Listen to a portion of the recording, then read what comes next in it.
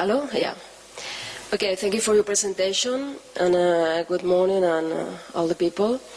Well, the project that we are going to present, we are working for 2 years in the project. It's an artistic installation, and we started the physical installation, the physical project, last January, after more or less more than 1 year working in the research or developing on this project.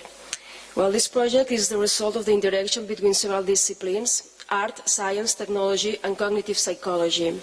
The artistic process is motivated by the necessity of developing artifacts that provide a higher level of attention on our perceptions, a higher level of awareness of this, in the way to achieve what Leibniz already termed a perception, that is, the reflexive knowledge of our inner state caused by external perceptions.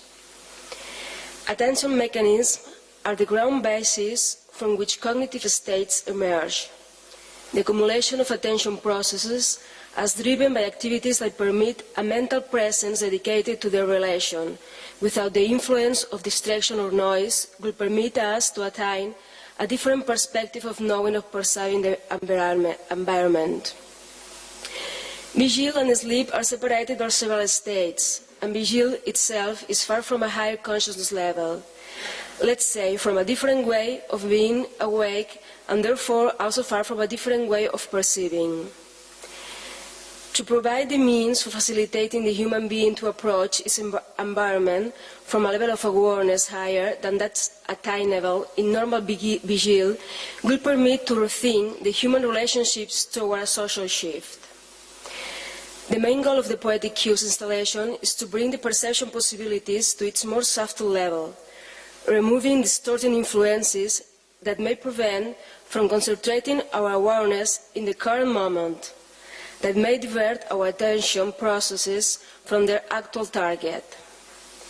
The Poetic Cues installation is composed of 9 autonomous robots that use the poetic devices as their core elements. The poetic devices are the major result of a research project that has involved 5 academic institutions of 3 different countries. It is also our feeling that the relation between art, science, and technology should be radically redefined in order to achieve actual new outcomes. The two-way approach, where the artist sees the researcher or the engineer as a pure technology provider, and the latter sees the art as a simple vehicle for disseminating, should converge into an integrated approach where there should be a common and holistic definition of the long-term goals.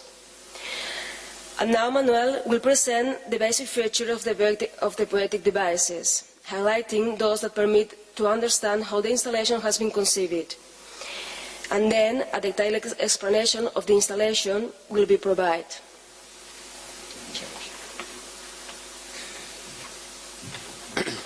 So, the first question is why bio-inspired? Well, bio-inspired techniques are very important for us because the main goal of the installation is to deal with human beings, with people. This means that we don't plan to give people a handbook of manual instructions for managing the installation, so it should be quite intuitive once people enter in the installation.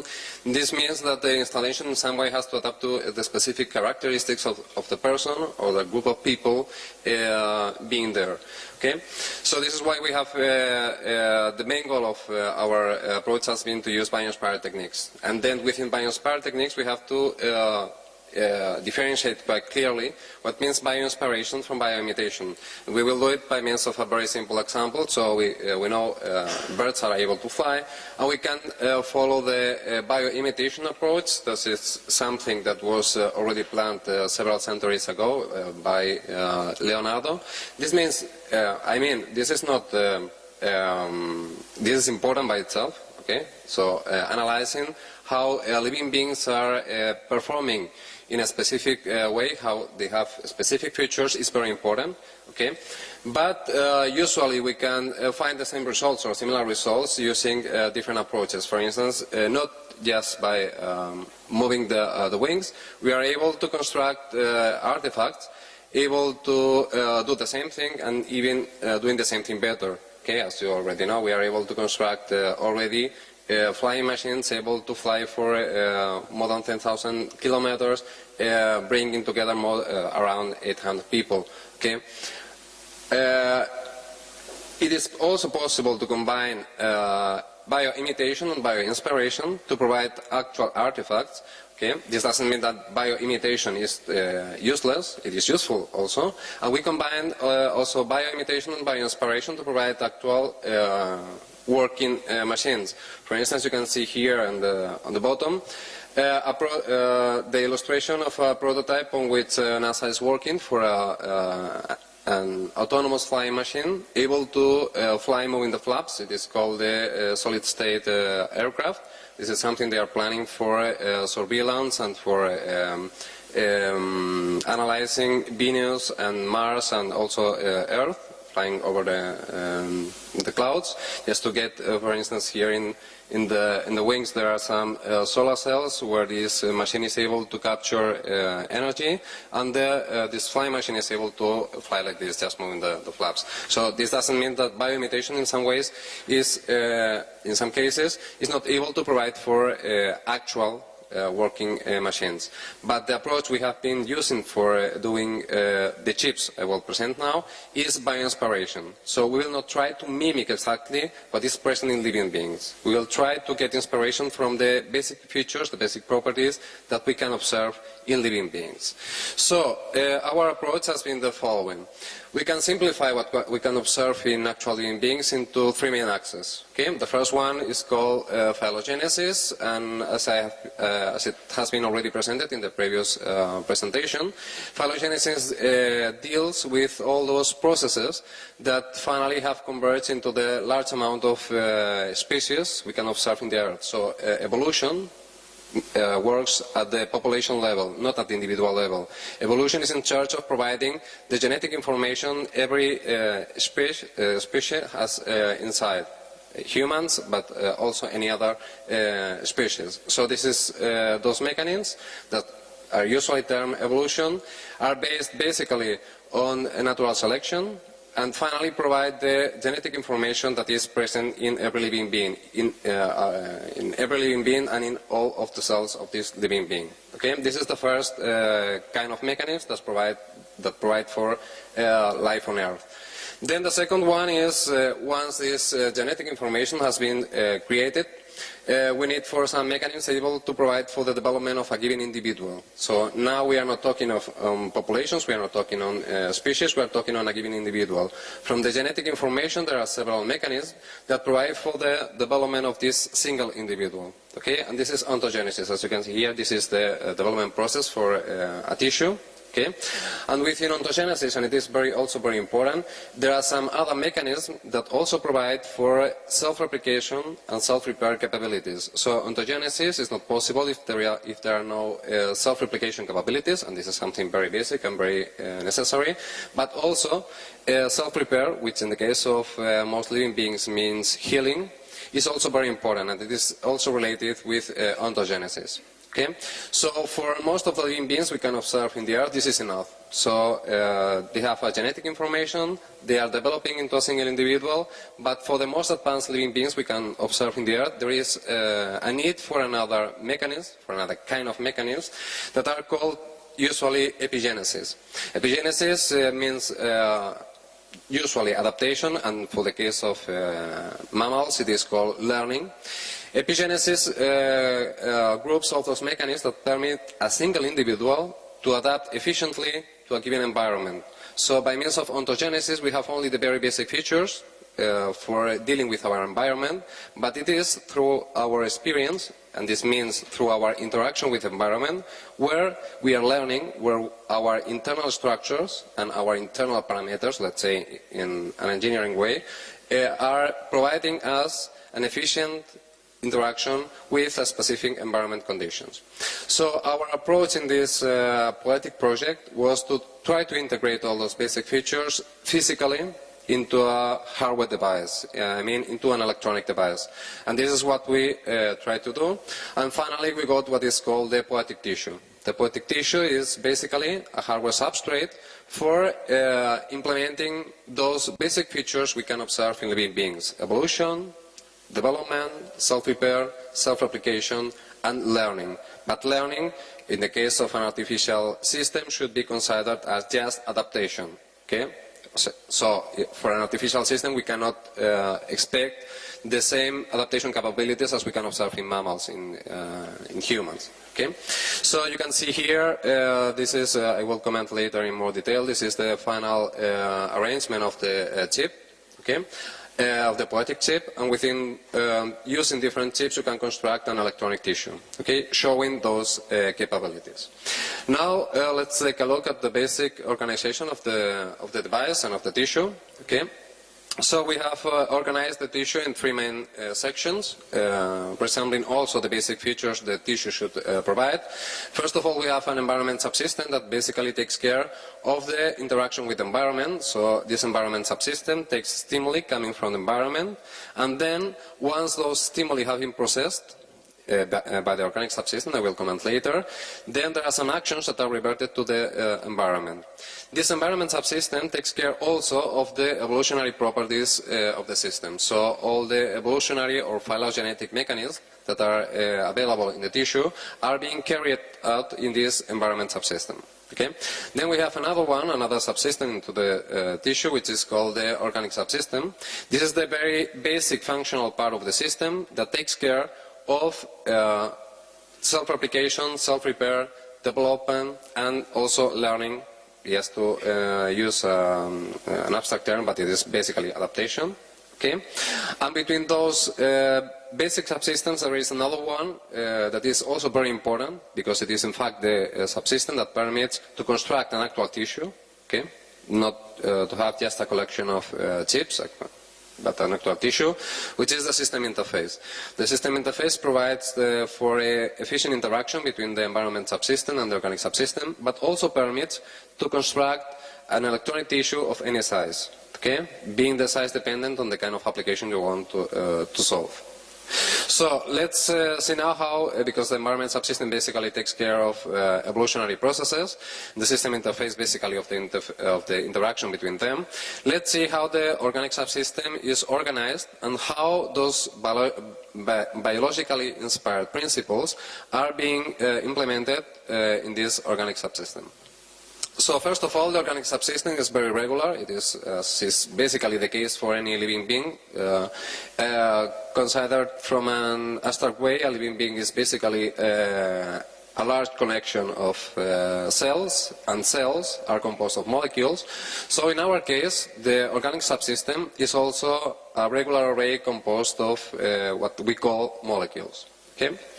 And a molecule, because it is an electronic device, in our case is a basic programmable element. Okay, for those of you familiar with electronics, it is just basically a programmable register and also a programmable combinational function. Of course, there is much more functionality, but from a functional point of view, that's one molecule. Okay, as it is the case later in in living beings, molecules organize to create cells.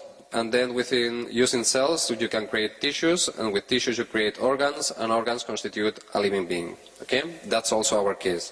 So basically, the original configuration of the system is just an undifferentiated array of molecules. Okay? Any one of them able to provide any functionality. And then once we introduce the genome that has been provided by evolutionary processes on the system, we have the ontogenesis process. Basically, we have two basic processes that are cellular differentiation plus development. This means that in our original array, where we only had molecules and nothing else, undifferentiated molecules, we have now a collection of molecules providing a given functionality, and this is represented by means of those squares. And this collection of molecules is now a cell. Okay? And furthermore, a cell, apart from providing a given functionality, has to connect with other cells in the tissue. Okay? Because we have to construct cells from molecules, tissues from cells, and then organs from tissues, and then a single individual, which is a collection of organs. Okay? Then, this is the initial state for an individual, a collection of cells, providing a functionality and connecting together. But as is the case for living beings, there is the interaction with the environment that defines the final state of the system, okay, experience. And so we have also epigenetic mechanisms that permit, and this is something specific from this tissue, from these electronic devices, we have the capability for, as you can see here, remove cells from the tissue, okay, add new cells to the tissue like this green one, and modify in real time the connectivity between cells. So those interaction mechanisms from a given tissue, a given organism and the environment permit to modify the internal structure of the organism. Okay? So cells can be removed, cells can be added, and connectivity between cells can be modified in real time while the system is operating. So we don't need to stop, as it's the case for a living being, so we are not stopped just to gain new knowledge. Okay? So it is the same here. Okay? While it is interacting with the environment, the structure and the functionality is changing. So there is another very important aspect of this tissue, as I already told you, that is scalability. This means that you can construct a given tissue for with a given number of processors, with a given number of chips that are represented here by these P squares. So basically those POETIC chips, those P squares, communicate locally by means of these buses, by means of one interface bus and by means of one organic bus. And as we have seen before, a single POETIC chip is just a collection of two basic subsystems, the environment subsystem and the organic subsystem. Okay? The environment subsystem taking care of the interaction with the environment by means of sensors and actuators. Okay? The organic subsystem providing for a basic functionality, the development, self-replication, self-repair, and learning. Okay? But it is very important to bear in mind that the interface subsystem, including the chips, permits to consider the whole POETIC tissue, which is this collection of POETIC chips, with the same architecture. Okay? It is the system interface that permits that no matter how many chips you have to create the tissue, the basic organization of the tissue is exactly the same. You have just one environment subsystem and one organic subsystem. Okay? Without any knowledge of what is inside, for the person developing the application in the tissue, the organic subsystem is the collection of all the organic subsystems you have in the individual POETIC chips. Okay? And this is very important from the point of view of adapting the size of the system to the specific requirements of a given application. Okay? So the very basic features of the POETIC device are basically that they permit to construct an electronic tissue of any size, as I already told you. Regarding the environment subsystem, you will see later the detailed layout, but we have developed a specific 32-bit RISC microprocessor that is included in the devices. We have also a communications unit. And regarding the organic subsystem, there are very important features within this organic subsystem. You have seen that this is basically one array of molecules, very basic programmable element. But what is really very important is the dynamic routing capabilities included in this organic subsystem. These dynamic routing capabilities means that it is not necessary to use external tools or external components for defining the communication between cells. Cells can communicate themselves and can create paths between one cell and another automatically and in hardware without the need for an external compiler or without the need for an external host environment. Okay? This is very interesting because, first of all, it permits to auto-remove cells from the tissue in real time without the need for stopping the functionality, compile again and download into the tissue. Okay? And then it is the very basic mechanism that permits to implement self-repair and self-replication processes. So the tissue is able to detect if a given cell is faulty, and then once it is detected, this cell is being replicated somewhere else in the tissue, and the connections are established automatically. Okay? Without without the need for any external user intervention. And this is very important. This is something that was not available in previous electronic devices. So the physical realization of the device is what you can see here. This is the physical layout of the tissue. You cannot see almost anything here because there are a lot of metal layers. So this has been implemented in 0.35 micron CMOS technology. And you can see almost anything here, okay, because you have the superposition of 10 different layers, of 10 drawing layers, okay. Basically what you have here are around 2 million transistors implemented in this area. This represents an area of around 50 square millimeters, okay, so half of 1 square centimeter, more or less. And basically the components I have explained before are placed here. As you can see, this is the organic subsystem, this is the basic array. This is a group. This is a group of 4 molecules plus this square inside is what is called a routing unit. This routing unit is the basic element for making dynamic routing mechanisms within the tissue. Those mechanisms that permit the cells communicate automatically between themselves. Okay. And finally, what you can see on the bottom of this figure is the environment subsystem plus the system interface. Basically, this is a 32-bit microprocessor. I will not enter into the details. This is the internal register bank with 3 ports. This is some internal FIFO, and this is the remaining things. Okay. Those squares, those rectangles you can see here are basically the IOs for the chip, 256, from which 34 are just for power supply and so on. Okay, so this is the basic chip. Just to realize how this chip looks like, this is the POETIC chip. Okay, more or less it is this size. Okay, more or less it is a square like this. Okay. It is quite large, but what is important is what is included inside. It is only 50 square millimeters, so very small. And it is very large because we have to test everything, so we have created some test boards for verifying the functionality of the system. Okay. But later, we will use, of course, not those large chips, but the functional part that is inside, only this 50 square millimeter silicon piece, okay, to create the tissue as large as you want. Okay, basically, as you can see here, this is the master board and this is the slaves board.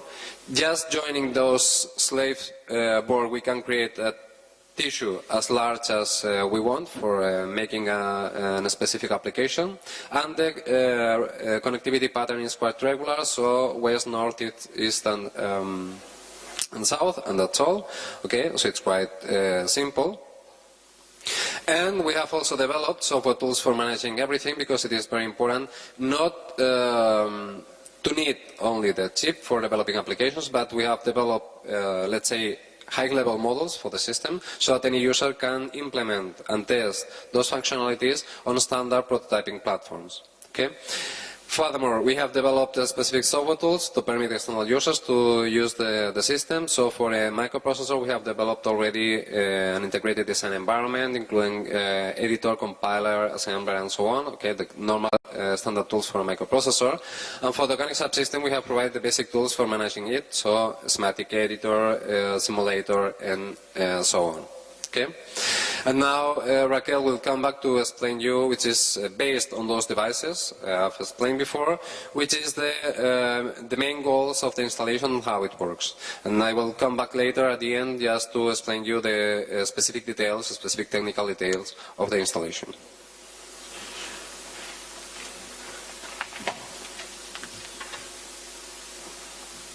Well, we can see in this slide the initial configuration of the installation when nobody is present.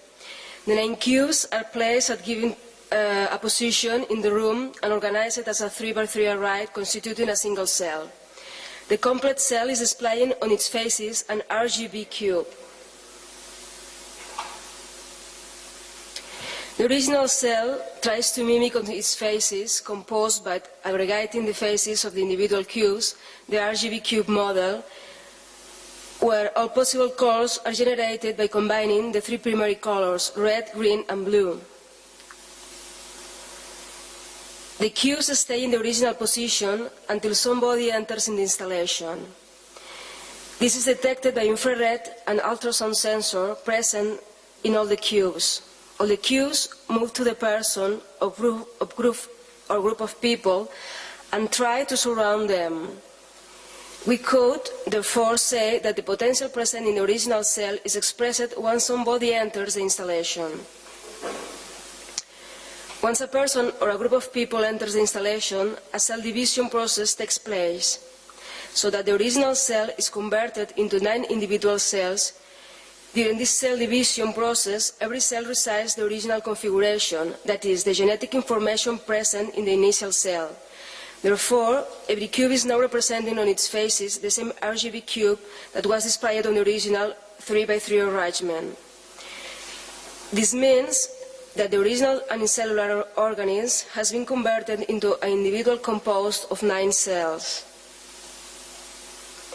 The colors being displayed at every face of the cubes are not static, because they depend on the orientation and distance between the cubes.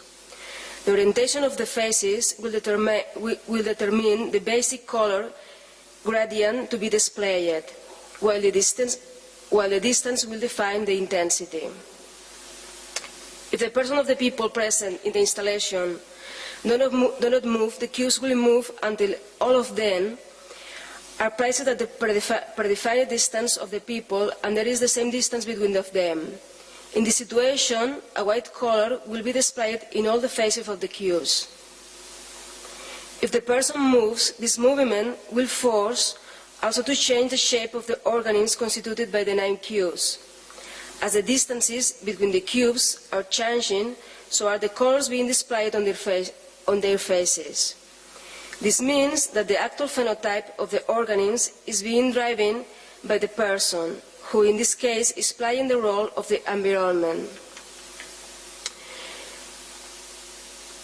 When there are more than one person in the installation, the cubes will be organized so that they are surrounding the center of gravity composed by all the people.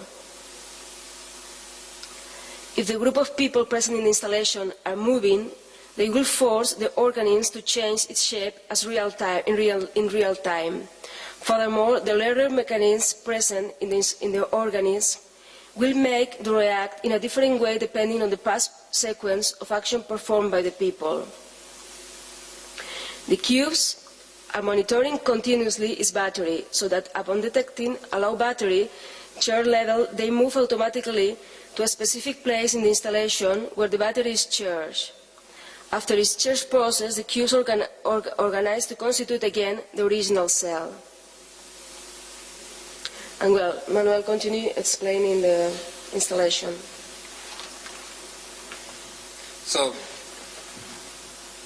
basically we are using a bioinspired device within the installation, but also we are displaying, using this installation, also bioinspired features. First of all, we have phylogenesis because we have a copy of the genome, as it happens in living beings, in every cell. Okay, so we have the 9 cubes constituting a single cell at the beginning, and this has one configuration, so it is displaying an RGB cube and so on.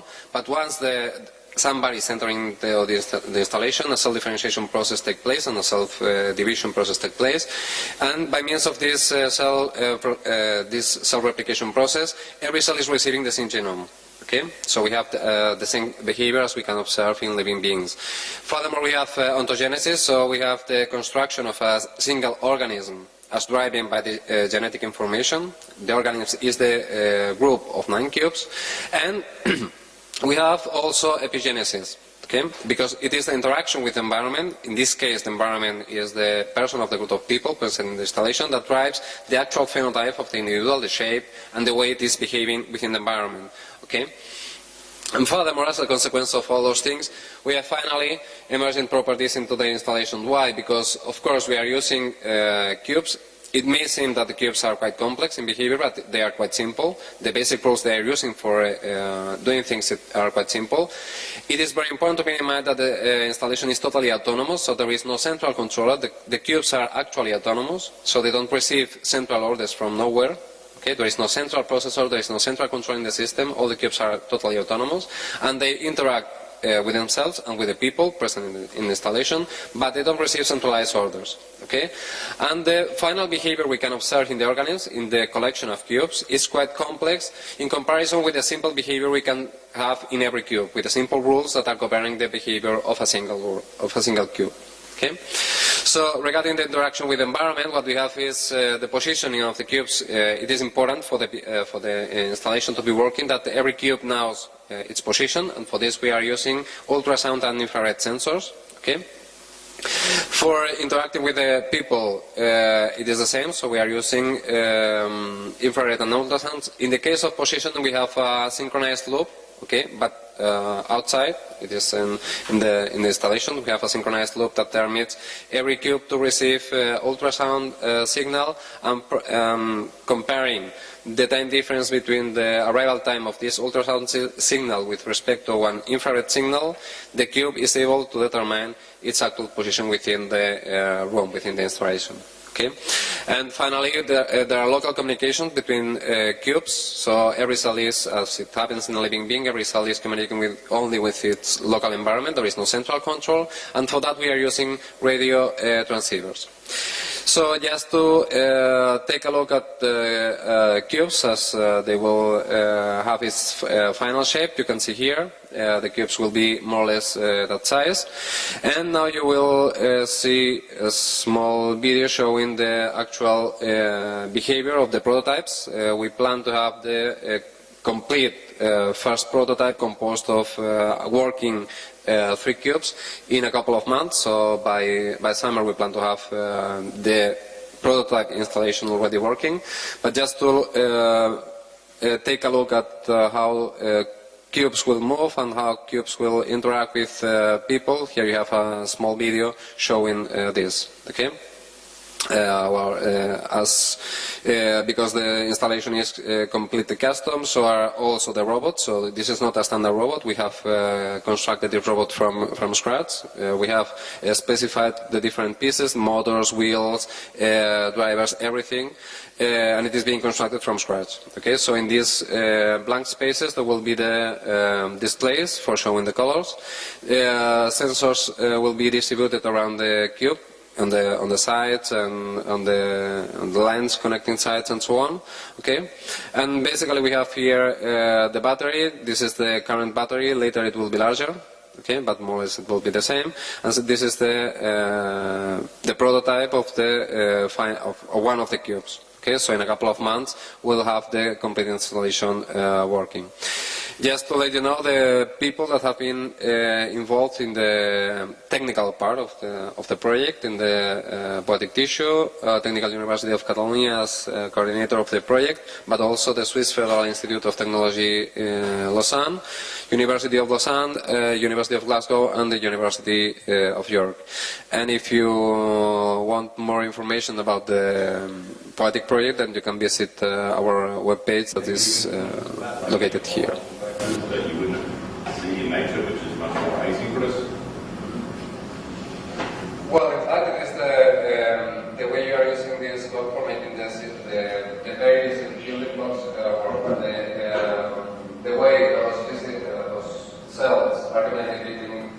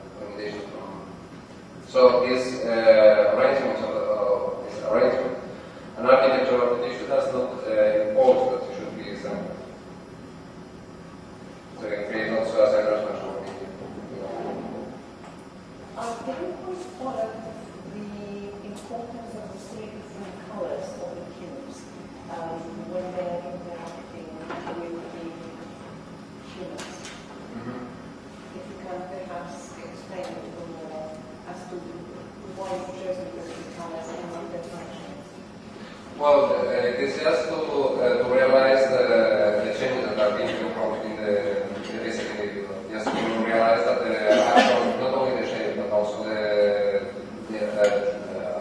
behavior of the individual is being changed as a consequence of the influence of the market, that is the version of the default input. So we have selected this just to simplify the thing. So in one side it is also demonstrated for the technology, so that people without any knowledge of technical details of the technology can realize what is behind this. And they can realize that the shape and the functionality of the individual is changing in real time as a consequence of the interaction